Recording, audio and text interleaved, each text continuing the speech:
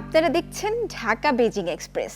Channel 24 ও China media গ্রুপের এই যৌথ আয়োজনে থাকছে চীন ও বাংলাদেশের নানা খবর। এই বিশ্বে দুর্দান্ত গতিতে এগিয়ে চলা দেশ চীন। প্রযুক্তি ও সংস্কৃতিতে ক্রমাগত বিশ্ব দরবারে ছাপ ফেলছে দেশটি, দেখছে অভিন্ন এক ভবিষ্যতের স্বপ্ন। বাংলাদেশের সাথে চীনের বন্ধুত্বের পথ চলা 5 দশকের, দুই দেশের দ্বিপাক্ষিক সম্পর্কের নানা খাতে এগিয়ে চলার গল্প বলবো আমরা, তুলে ধরব সংস্কৃতির নানা দিক। দর্শক, স্বাগত জানাচ্ছি আমি রাউজায়ে জাবিদা ঐশী। শিক্ষাই জাতির মেরুদণ্ড। যে কোনো দেশের দারিদ্র্য ও পশ্চাৎপদতা দূর করতে গুরুত্বপূর্ণ ভূমিকা রাখে এই শিক্ষা। বিশেষজ্ঞরা বলছেন, বাংলাদেশের শিক্ষা ব্যবস্থার ব্যাপক সংস্কার প্রয়োজন। বৈশ্বিক শিক্ষা ব্যবস্থার সঙ্গে মিল রেখে কিভাবে সম্ভব তা থাকছে রিপোর্টে।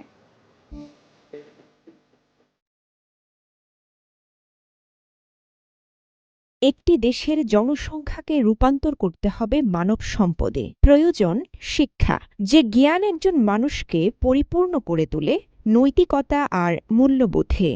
স্বাধীনতার পর শিক্ষা ব্যবস্থার পরিবর্তন হয়েছে কয়েক ধাপে, তবে থেকেই গেছে তর্ক বিতর্ক। চলতি বছর ছাত্র জনতার জুলাই আগস্টের অভ্যুত্থানের পর ফের জাগে আশার সঞ্চার। সাধারণ মানুষ থেকে শুরু করে বিভিন্ন মহল থেকে আসে বাংলাদেশের শিক্ষা ব্যবস্থার সংস্কারের নানা কথা। উন্নত বিশ্বের দিকে তাকালে দেশের শিক্ষা ব্যবস্থার বৃহৎ আকারের সংস্কার প্রয়োজন বলে মনে করেন বিশেষজ্ঞরা। বিশেষ করে দ্বাদশ শ্রেণী পর্যন্ত অবৈতনিক শিক্ষা ব্যবস্থা চালু এবং বিষয়ভিত্তিক বৈষম্য দূর করার উপর জোর দেন অধ্যাপক সলিমুল্লাহ খান। দ্বাদশ শ্রেণী পর্যন্ত শিক্ষা হইতে হবে অবৈতনিক। বাধ্যতামূলক কথা আমি বলছি না, মানুষ ইচ্ছা করে পড়বে। জাপান বা চীনের মতো অন্তত নবম শ্রেণী পর্যন্ত বাধ্যতামূলক করা উচিত, এবং এখানে কোনো বিজ্ঞান বাণিজ্য ভেদ থাকবে না। জাতীয় শিক্ষাক্রম পাঠ্যপুস্তক বোর্ডের চেয়ারম্যান জানান, প্রাথমিক থেকে উচ্চ মাধ্যমিক 2025 শিক্ষা কার্যক্রমে 2012 সালের প্রণীত সিলেবাস অনুসরণ করে 2026-এর জন্য তৈরি করা হবে নতুন কারিকুলাম। যে শিক্ষাক্রমটি বাস্তবায়নযোগ্য নয় বলে প্রতীয়মান, সেখান থেকে সেটিকে ফিরে যেতে হবে প্রথমে 2012 সালে প্রণীত কারিকুলামে, এবং পরবর্তীতে এই অনুযায়ী 2025 সালের জন্য যে শিক্ষার্থীরা যে শিক্ষাবর্ষ শুরু করবে তাদের জন্য 12 সালের কারিকুলামে প্রণীত পাঠ্যপুস্তকগুলো এবং সেই মূল্যায়ন পদ্ধতি দিয়ে পরিচালিত হবে। বিশেষজ্ঞরা বলছেন, বিশ্বমানের শিক্ষা ব্যবস্থা নিশ্চিত করতে শিক্ষার্থীদের পাশাপাশি শিক্ষকদেরও তৈরি করা প্রয়োজন।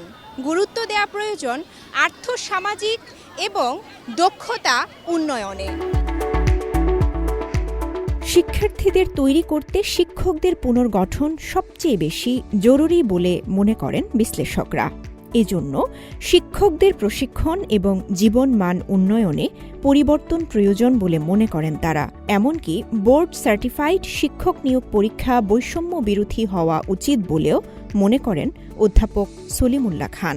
রাষ্ট্র ব্যবস্থা যদি বৈষম্য বিরোধী হয়, অর্থাৎ সে যদি সাম্যমুখী হয়, সাম্যবাদী বলছি না আমি, সাম্যমুখী হয়, তাহলে তাকে একই ডিগ্রি সম্পন্ন, একই যোগ্যতা সম্পন্ন শিক্ষকদের বেতন একই যোগ্যতা সম্পন্ন সিভিল সার্ভিসের চেয়ে এত বেশি হতে পারে না। Primary school teacher should be recruited by national competitive examination. এদিকে প্রতিবেশী দেশ চীনের শিক্ষা ব্যবস্থার উন্নতির কথা জানতে চাইলে চীনে কর্মরত শিক্ষক জানান, 1980 সালের পর থেকে এই খাতে বৈপ্লবিক পরিবর্তন হয়েছে দেশটির। তারও রায় দক্ষ শিক্ষক তৈরির পক্ষেই। শিক্ষা ব্যবস্থার উন্নয়নের জন্য অবশ্যই আমাকে শিক্ষকদের কে ওইভাবে ট্রেন আপ করা, শিক্ষকদের ওইভাবে আপনার মেনটেইন করা, শিক্ষকদের ওইভাবে ওই পরিবেশ দেওয়া যেখানে আমরা ওনাদের থেকে সর্বোচ্চটা পাবো। প্রথমে গোড়া থেকেই আমাকে এডুকেশন সিস্টেমটাকে রিফর্ম করা এবং সার্বজনীন শিক্ষা ব্যবস্থা চালনা করা।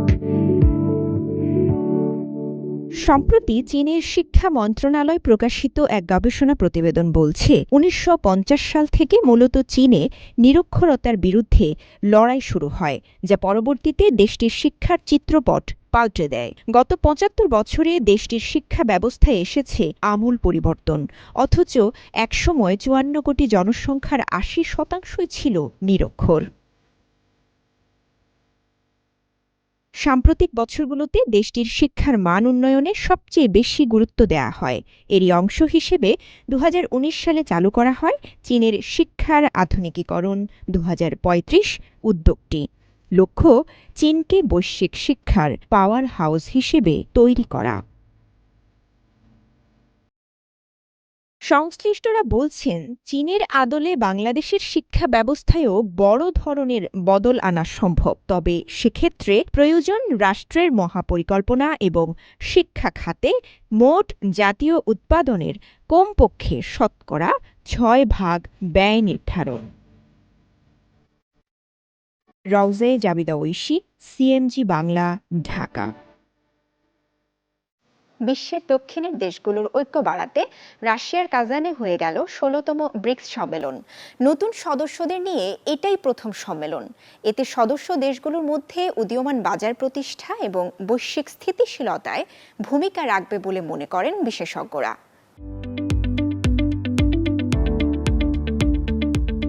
বিশ্বের ৩০% ভূমি ও মোট জনসংখ্যার ৪৫% এখন ব্রিক্সের অন্তর্ভুক্ত। বিশ্ব বাণিজ্যের ২০% পরিচালিত হচ্ছে এই জোটের সদস্য রাষ্ট্রের তত্ত্বাবধানে। এই অবস্থায় অনুষ্ঠিত হয় সংস্থাটির ১৬তম শীর্ষ সম্মেলন, যার মূল প্রতিপাদ্য ছিল ন্যায্য বৈশ্বিক উন্নয়ন ও নিরাপত্তার জন্য বহুপাক্ষিকতাকে শক্তিশালী করা।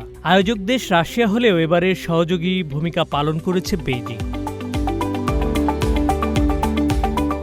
সদস্য সংখ্যা বাড়ানোর পর নতুন সদস্যদের নিয়ে এটাই প্রথম সম্মেলন, তাই এবারের সম্মেলনের গুরুত্বও আলাদা। রাশিয়ার প্রেসিডেন্ট ভ্লাদিমির পুতিনের সভাপতিত্বে শুরু হয় ১৬তম শীর্ষ সম্মেলন। এতে যোগ দেন আরেক পরাশক্তির দেশ চীনের প্রেসিডেন্ট শি জিনপিংও। সদস্য দেশগুলোকে উচ্চ মানের উন্নয়নের জন্য কাজ করে যাওয়ার আহ্বান জানান তিনি। বিশ্বের ২টি দেশে চলছে যুদ্ধ, অর্থনৈতিক অবস্থা টালমাটাল বেশিরভাগ রাষ্ট্রেরই। এমন অবস্থায় শি জিনপিং বলেন, বিশ্বের গতিপথ নির্ধারণ করতে হবে ব্রিক্সের সদস্য দেশগুলোকেই। প্রেসিডেন্ট শি বলেন, বিশ্ব বিশৃঙ্খলার অতল গভীরে যাবে নাকি শান্তি ও উন্নয়নের পথে আসবে তা নির্ধারণ করার সময় এসেছে। বক্তব্যে সম্মিলিত ঐক্যের আহ্বান জানান তিনি।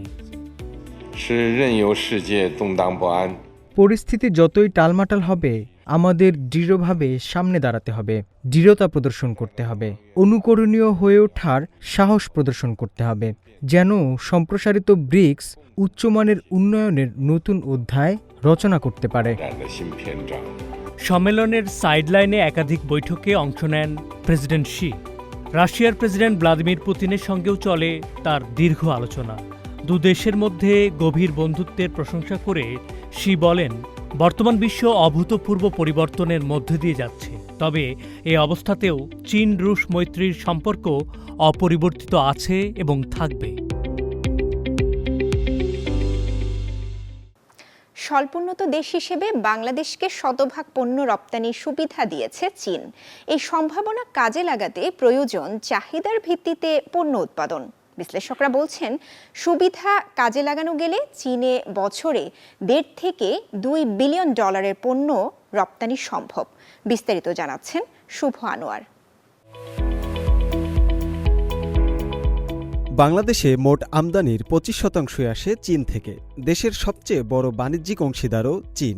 প্রতি বছরই সম্প্রসারিত হচ্ছে দুই দেশের বাণিজ্য।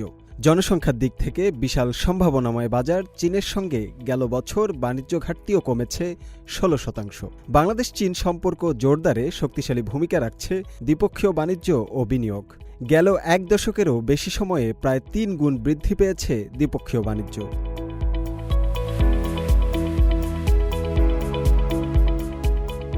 সম্প্রতি শতভাগ পণ্যে রপ্তানি সুবিধা দিয়েছে চীন।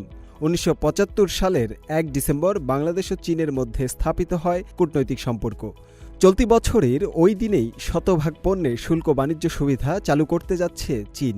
এতে আশা করা হচ্ছে দেশটির বাজারে বাংলাদেশি পণ্যের রপ্তানি বাড়বে, পাশাপাশি বাংলাদেশের অর্থনীতি ও বাণিজ্য খাতে বিভিন্ন ইতিবাচক প্রভাব পড়বে বলে মনে করছেন ব্যবসায়ী ও অর্থনীতিবিদরা। আমাদের একটা বড় একটা অপরচুনিটি।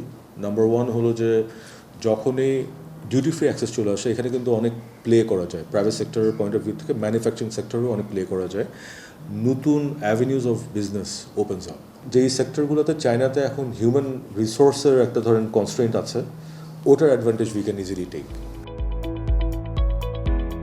তবে বাংলাদেশের ব্যাপক সম্ভাবনাময় রপ্তানিযোগ্য পণ্য পর্যাপ্ত থাকা সত্ত্বেও শুধুমাত্র যোগাযোগ সংক্রান্ত বাধা, তথ্য ঘাটতি এবং চীনের বিশাল ভোক্তা গোষ্ঠীর চাহিদার বিষয়টি যাচাই না করেই পণ্য রপ্তানি করার কারণে বাড়ছে না বাণিজ্য বলে জানালেন অর্থনীতিবিদ ডক্টর মাহফুজ কবির। আমাদের সবচেয়ে বড় যে সমস্যা সেটি হলো যে এমনিতে ল্যাঙ্গুয়েজ কমিউনিকেশনের একটা গ্যাপ থাকে। আমাদের আসলে একটা মার্কেট রিসার্চ দরকার, যে চীনে আসলে ঠিক কী ধরনের পণ্যের কতটুকু চাহিদা রয়েছে আর কোন পণ্য আমরা তাদের কাছে পৌঁছে দিতে পারি কোন স্টেটে। তো এই বিষয়গুলোর যদি কম্প্রিহেন্সিভ রিসার্চ করা যায়, যেটাতে আমরা একেবারেই ঘাটতি রয়েছে তথ্যের, তো সেইটা আমাদের করতে হবে। আর একই সঙ্গে আমাদের যে মিশন রয়েছে চীনে, ওই মিশনকে আমাদের কাজে লাগাতে হবে। মানে চীনের বাজারে এরই মধ্যে আম রপ্তানির সব প্রক্রিয়া সম্পন্ন করেছে বাংলাদেশ। আগামী বছর থেকেই চীনে আম রপ্তানি শুরু হবে। পাশাপাশি আইসিটি, লেদার, সামুদ্রিক সম্পদ, চিংড়ি, কাঁঠাল ও পেয়ারা রপ্তানিতে আগ্রহের কথা জানিয়েছে বাংলাদেশ। বাংলাদেশে এফডিআই বা সরাসরি বিনিয়োগের মাধ্যমে পণ্য উৎপাদন করে সেই পণ্যই চীনে রপ্তানি করা যেতে পারে বলেও জানান এই বিশেষজ্ঞ। আমাদের এতগুলো যে বিশেষ অর্থনৈতিক অঞ্চল রয়েছে, তো সেখানে তো আমরা খুব সহজেই এই চীনা বিনিয়োগকারীদের জন্য বিনিয়োগের ব্যবস্থা করতে পারি। আবার তারা যে পণ্য উৎপাদন করবেন তারা সে আবার চীনে নিয়ে যাবেন। ওদের এফডিআইটা যদি এখানে আসে, তাহলে লেদার প্রসেসিংয়ের কাজটা এরা করে এই প্রসেসড লেদার একটা অংশ কিন্তু আমরা তখন চায়নাতে পাঠাতে পারি। তাহলে সেক্ষেত্রে ভ্যালুয়েশনটা বেশি হবে। পুরো বাজারটাই আমাদের হাত সামনে। এখন আমরা কতটুকু ড্রাইভ দেবো সেটার উপর ডিপেন্ড করে যে কতটুকু আমরা রিয়ালাইজ করতে পারবো। অর্থনীতিবিদরা বলছেন, চীনের বাজারে বড় আকারে প্রবেশ করতে হলে চীনে যেসব পণ্যের চাহিদা রয়েছে তা রপ্তানির উদ্যোগ নিতে হবে। রপ্তানি পণ্যে আনতে হবে বৈচিত্র্য। এছাড়া সম্প্রতি চীনের সঙ্গে সরাসরি শিপিং লাইনও শুরু হয়েছে। এতে পণ্য পরিবহনে সময় ও ব্যয়ও কমবে। ফলে চীনের বাজারে বাংলাদেশি পণ্যের প্রবেশের পথটাও মসৃণ রয়েছে, যার মধ্যে চামড়া ও চামড়াজাত পণ্যসহ ৩৮৩টি নতুন পণ্য ছিল। এবার আরও ২% বাড়িয়ে শতভাগ পণ্যে এই সুবিধা দেবে দেশটি। একদিকে ফসল কাটা, অন্যদিকে নতুন ফসলের বীজ বোনা, এই নিয়ে ব্যস্ত সময় কাটছে চীনের উত্তর পশ্চিমাঞ্চলের চাষিদের। শরৎকাল শেষ দিকে হওয়ায় এখনই ফসল ঘরে তোলার আদর্শ সময়। অন্যদিকে হাতছানি দিচ্ছে শীত। এর আগেই শীতকালীন ফসলের জন্য শুরু হচ্ছে চাষাবাদ। দুই মৌসুমের মিশ্রণে চাষাবাদের পুরো বিষয়টি থাকছে রিপোর্টে। চীনের উত্তর পূর্বাঞ্চলে ফসলের মাঠ ছেয়ে গেছে হলুদ সবুজ রঙে। শরতের হাওয়া ফসল ঘরে তোলার জন্য আদর্শ সময়। এই ঋতুতে কর্মব্যস্ত দিন কাটে চাষিদের। শীতের হাতছানিতে বেড়েছে এই কাজের গতি। শরতের যত ফসল উৎপাদন হয় চীনে, তার 1/3 আসে উত্তর পূর্বাঞ্চল থেকে। এখন পর্যন্ত কাটা হয়েছে মোট ফসলের 65%। একই সাথে চলছে শীতকালীন ফসলের বীজ রোপণ। উচ্চমানের জাত এবং উন্নত রোপণ পদ্ধতির মাধ্যমে ফলন বাড়ানোর চেষ্টা চালিয়ে যাচ্ছে চাষিরা। উৎপাদনের মাত্রা সচল রাখতে 135টি নেতৃস্থানীয় জাত বেছে নিয়েছে উত্তর পূর্বাঞ্চলীয় প্রদেশ হেইলং চিয়াংয়ের প্রশাসন। এতে সমস্ত প্রধান ফসল সম্পর্কে আপ টু ডেট থাকা যায়, নিয়ন্ত্রণ করা যায় উৎপাদনের মাত্রা। উদাহরণস্বরূপ বলা যায় হুয়াশুয়ান কাউন্টির কথা। অঞ্চলটিতে সয়াবিন রোপণের ক্ষেত্রে 29টি নতুন জাত বেঁধে দিয়েছে স্থানীয় প্রশাসন, যাতে গড়ে প্রতি হেক্টরে ৩,৯০০ কিলোগ্রাম উৎপাদন হয়, যা গেলবারের চেয়ে 20% বেশি। লিয়াওনিং প্রদেশে জল সার একীকরণ এবং ঘন রোপণের পদ্ধতি এবছর ব্যাপকভাবে গৃহীত হয়েছে। নতুন এই পদ্ধতিতে প্রতি মিটারে 6 থেকে 7টি ভুট্টার চারা রোপণ করা হয়, যাতে রোপণের ঘনত্ব 45,000 গাছ থেকে বেড়ে 90,000-এ দাঁড়ায়। সম্প্রতি রৌদ্রোজ্জ্বল আবহাওয়ার সুযোগ নিয়ে জিয়াংশু প্রদেশের তোংহাই কাউন্টিতে প্রায় 67,000 হেক্টর ধান সময় মতো কাটার পদক্ষেপ হাতে নিয়েছে চাষিরা। এটি বাস্তবায়ন করতে ৫,০০০-এর বেশি কৃষি যন্ত্রপাতি স্থাপন করেছে তারা। প্রতিবেশী আনহুই প্রদেশে সরকারি শরতের শস্য সংগ্রহ পুরোদমে চলছে। মহাকাশ গবেষণায় চীনের সাফল্য দিন দিন চোখে পড়ার মতো। একের পর এক অভিযান ও নানা নতুন পদক্ষেপে মহাকাশ দাপিয়ে বেড়াচ্ছে দেশটি। সম্প্রতি এই পথে আরও এক ধাপ এগিয়েছে বেইজিং, যার মধ্যে একটি শেনচৌ 19 মহাকাশযান এই সপ্তাহেই এর উড্ডয়ন পৌঁছেছে চূড়ান্ত পর্যায়ে। চিউচুয়ান স্যাটেলাইট লঞ্চ সেন্টার থেকে চলতি মাসের শেষ দিকে রওনা দিবে মহাকাশে। 2024 সাল যেন মহাকাশে চীনের দাপিয়ে বেড়ানোর বছর। একের পর এক অভিযানে মহাবিশ্বে নিজেদের ছাপ রেখে যাচ্ছে বেইজিং। সম্প্রতি চীনের চিউসুয়াং স্যাটেলাইট লঞ্চ সেন্টারে ওড়ার অপেক্ষায় আরেকটি মহাকাশযান শেনচৌ 19 নামে এই যানটি ও তার সাথে লং মার্চ ক্যারিয়ার নিয়ে যাওয়া হয়েছে উৎক্ষেপণ স্থলে। মঙ্গলবার বিকেলে পরীক্ষাগার থেকে সরিয়ে 1.5 কিলোমিটার দূরে উৎক্ষেপণ স্থলে নেওয়া হয় মহাকাশযানের শেষ অংশটি। 40 টন ওজনের ও 60 মিটার দীর্ঘ এই মহাকাশযানটি সরাতে সময় লাগে 2 ঘন্টার বেশি। আর এরই মাধ্যমে শেষ হলো রকেট উৎক্ষেপণের প্রস্তুতির চূড়ান্ত পর্যায়ে। পরবর্তী ধাপে একটি ধারাবাহিক ফাংশন চেক এবং বেশ কিছু পরীক্ষার মধ্য দিয়ে যেতে হবে রকেটটিকে। চলতি মাসের শেষের দিকে এটি পাড়ি দিতে পারে মহাকাশে। আমরা গন্তব্যের সংমিশ্রণের আগমনের উপর অবস্থান নির্ভুলতা নিয়ন্ত্রণকে অপটিমাইজ করেছি এবং একটি নির্ভরযোগ্য ও নির্ভুল স্থানান্তরের গ্যারান্টি দেওয়ার জন্য একাধিক ব্যাকআপ পরিকল্পনা প্রস্তুত করেছি।